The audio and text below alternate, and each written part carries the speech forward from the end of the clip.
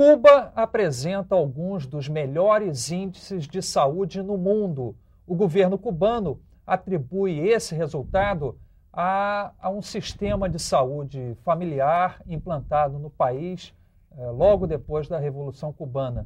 Nós vamos tratar desse assunto hoje aqui em nosso programa Debate e os nossos convidados são o embaixador de Cuba no Brasil, o senhor Ramon Sánchez Parodi, e também o senador Tião Viana, do Partido dos Trabalhadores do Acre. Nós queremos dar aqui as boas-vindas aos nossos convidados e perguntar inicialmente aqui ao nosso convidado, o embaixador cubano, sobre esse resultado tão surpreendente, né, que esse sistema de saúde familiar obteve, batendo até vários países. Quer dizer, a gente assistiu recentemente que Cuba ganhou dos Estados Unidos no beisebol, né, embaixador? Mas parece que não é só por aí que Cuba está ganhando também. Não, acho que o aspecto de saúde é um aspecto importante, uma das vitórias, das conquistas mais importantes da Revolução.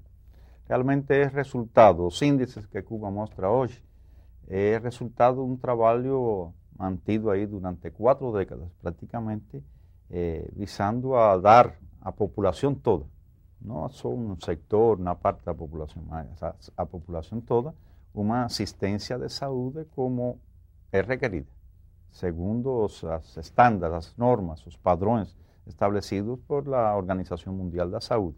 Podemos dizer que Cuba já conseguiu, desde começos desta década de 90, as metas de saúde para todos, traçadas pela Organização Mundial da Saúde, a Organização Pan-Americana da Saúde.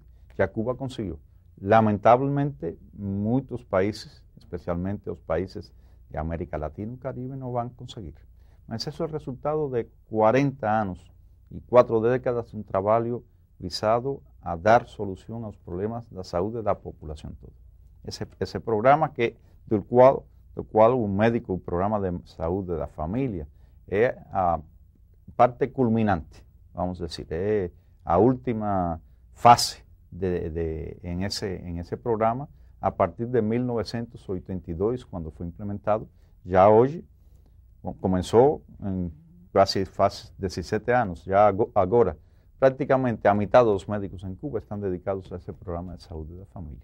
E devemos dizer que tem uma cobertura do 100% para o 100% da população, não só para uma parte, e para todos, em qualquer área, rural, urbana, em qualquer área, tem um médico e um programa de médico de família atendendo a população. Senador, o senhor é médico e esse programa cubano tem inspirado vários países, inclusive o Brasil, que adotou em diversos estados, em diversos municípios, um programa similar, até mesmo com a vinda de médicos cubanos ao país. Qual é o balanço, a análise que o senhor faz desse programa hoje aqui no Brasil? Olha, Floriano, o Brasil tem hoje uma concepção de que é correto o programa, a experiência de Cuba, que alguns países europeus têm respeito por ela e praticam, como no caso o Reino Unido também pratica um programa de agente de saúde comunitária, como eles chamam lá. E o Brasil já tem hoje 90 mil agentes de saúde atuando em 3.500 municípios brasileiros, tem 3.200 equipes de saúde da família atuando já dentro do território nacional e atinge na área de saúde da família em torno de 1.100 municípios. Então é uma demonstração de que o Brasil começa a perceber a importância dessa experiência de Cuba. O Brasil é um país que encontra hoje uma mortalidade infantil em torno de 37 crianças morrendo em cada 1.000 que nascem até completar 1 ano de vida. O Brasil tem estados como Alagoas, onde a mortalidade infantil chega a 65 crianças em cada 1.000 que nascem até 1 ano de vida. O estado do Acre com 50 crianças morrendo já na Amazônia brasileira em cada 1.000 que nascem até 1 ano de vida. E as populações indígenas com mais de 100 crianças índias morrendo em cada 1.000 que nascem até completar 1 ano de vida. Então, o nosso país ou revê aquela medicina praticada em busca da tecnologia, do consumo de um recurso que apenas uma minoria atinge, esse recurso de diagnóstico e tratamento. E o Brasil passa a enxergar de que esse não é o melhor caminho, mas que a simplificação das ações de saúde pode significar fácil governabilidade, grande alcance social e um impacto que orgulhe o seu país inteiro. E a experiência chamada Programa de Saúde da Família deve ser incorporada de forma radical, e eu fico feliz de que o ministro Serra já tenha demonstrado interesse e sensibilidade com esse programa, e espero que possa ser colocado em prática imediatamente um fortíssimo programa de saúde da família, para que nós possamos dizer: o Brasil se orgulha da saúde pública que pratica. Embaixador, antes de nós começarmos a gravar o programa, o senhor mostrava aí alguns dados realmente que chamam a atenção, né? Como, por exemplo, no caso da mortalidade infantil. Quais são alguns dados assim que o senhor poderia nos mostrar, falar sobre eles, para comprovar realmente, mostrar estatisticamente que o programa tem funcionado bem? Bom, eu acho que o dado, como o senador Viana apontava, o dado sobre a mortalidade infantil é importante. É importante porque é um reflete aí várias coisas, especialmente um aspecto de qualidade de vida, das condições sociais, econômicas, em que a população se encontra. Por isso, Cuba tem feito um importante esforço na área de materno-infantil, e especialmente na área da mortalidade infantil. Antes de 1959, as condições de Cuba eram similares a qualquer outro país de América Latina, e dos chamados países em desenvolvimento, dos chamados países do terceiro mundo. Hoje podemos dizer que em Cuba a mortalidade infantil é superior a muitos dos países do chamado primeiro mundo. Praticamente, só uns poucos países podem apresentar um índice de mortalidade infantil, uma taxa de mortalidade infantil como Cuba, que atualmente, durante 1999, está inferior a 6 por mil. Quer dizer, isso é uma taxa melhor do que, por exemplo, a dos Estados Unidos, Canadá, Reino Unido, Inglaterra, enfim, muitos outros países. Só 4 ou 5 países no mundo podem apresentar taxas inferiores a isso. E é um resultado desse programa, de toda uma série de ações, que não é simplesmente do pessoal, dos profissionais da saúde, é também da população toda, a participação da comunidade em este aspecto. Eu acho que é importante a cobertura do 100% da população com médico de família. É decir, se você pergunta, se você tem um filho, está doente, um familiar está doente, quem prefere que dê essa atenção? Não, deve ser um profissional totalmente formado para isso e com todos os recursos necessários. Esse é o conceito de atenção primária da saúde que Cuba aplica, que não é uma invenção cubana, são os padrões, são as normas que as instituições da saúde internacionais, mundiais, a própria Organização Mundial da Saúde, estabelece, recomenda fazer. É decir, Cuba não inventou isso. Cuba é o que tem levado isso a efeitos, a materializar essas questões. O número de hospitais em Cuba, o número de médicos. Cuba, nesses momentos, tem em torno de 64 mil médicos. Desses, aproximadamente 29 mil estão no programa do médico de família. E quando em Cuba falamos de estes dados, estas estatísticas, não são realmente mostras estatísticas. Existe um controle, uma informação precisa de cada habitante. Quer dizer que mais de 90% dos médicos de Cuba estão inseridos no programa? Cerca dos 50% são médicos de família. Es decir, aproximadamente 29 mil médicos. 29 mil médicos para una población de 11 millones. El médico de familia atende aproximadamente 250 familias, más o menos. Entonces, da esa posibilidad de esa atención en todas las áreas del país. Es decir, que otra cuestión importante de un médico de familia. Las experiencias muestran, ese programa que fue implementado, ha sido implementado en Cuba a partir de 1982, las experiencias muestran que prácticamente 92% de los casos son resolvidos al nivel de un médico de familia. Es decir, al nivel de asistencia primaria. No tienen que ir a policlínico o a casa de salud, no tienen que ir a hospitales. praticamente 92% dos casos são resolvidos aí. O que custa muito mais barato. É muito mais barato. Agora, senador, fazendo aqui um pouco o papel de advogado do diabo, aqui mesmo no Distrito Federal, o então governador Cristóvão Buarque, do Partido dos Trabalhadores também, adotou esse programa da saúde de família, que foi agora praticamente terminado, né, com esse novo governo que assumiu. Houve diversas críticas ao programa, dizendo que foram gastos aumentados e que ele não estava resolvendo efetivamente o problema da população. Como é que o senhor vê essas críticas que foram feitas e esse término do programa? Olha, é evidente que tudo que se faz, Floriano, merece alguma crítica, merece alguma correção, e aquilo que é inicial em termos de organização e prática vai estar sujeito a algumas correções. Mas o programa Saúde em Casa, do governador Cristóvão Buarque, que buscava um alcance inicial de 1,5 milhão de pessoas, é um programa revolucionário em termos de saúde pública do Brasil, porque muda totalmente a concepção e o senso de prioridade. Você imagina pegar um velhinho, pegar uma velhinha, pegar uma mulher, pegar uma pessoa humilde e a equipe de saúde ir até essa equipe, até essa família, ir até o bairro pobre, ir até o lugar humilde e saber que ali vai ter o quê? O diabetes, a hipertensão arterial, uma simples verminose que está causando uma diarreia crônica, que está prejudicando, uma simples gastrite, um problema de ordem usual, corriqueira da prática médica, que pode perfeitamente ser resolvido no próprio bairro, na própria comunidade, como muito bem disse o embaixador. Lá eles resolvem 92% dos casos na própria comunidade, na própria atenção primária. Então o Brasil não tem que deixar que uma simples pneumonia precise chegar a um hospital. Não tem que deixar que uma simples hipertensão arterial tenha que chegar ao hospital, que uma gastrite, que um acometimento, um transtorno metabólico leve tenha necessidade de chegar a um hospital. Pode ser resolvido na própria comunidade, porque é mais barato, porque é muito maior o benefício social, porque gera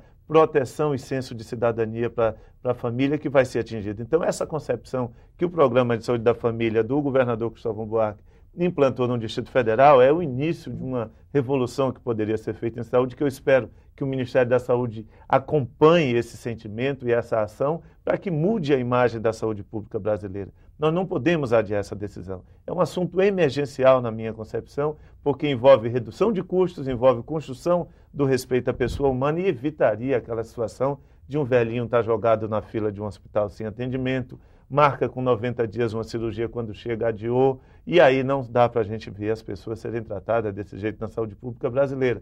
Eu imagino que a prática do atual governo do Distrito Federal de inviabilizar aquele programa por ter uma concepção de saúde influenciada fortemente por decisões e pressões corporativistas prejudica a construção da cidadania no Distrito Federal, prejudica a proteção às famílias humildes, e o fato é que alguns desses médicos estão hoje indo para o estado do Acre, na Amazônia brasileira, onde lá se vai absorver esse programa fortemente e vai se implantar com a cooperação também da ida de médicos cubanos, um programa que nós acreditamos que vai ser um modelo para a Amazônia e que vai ser um orgulho para o Brasil. Porque a concepção é baixo custo, alto resultado e fácil governabilidade. O que importa é uma equipe treinada.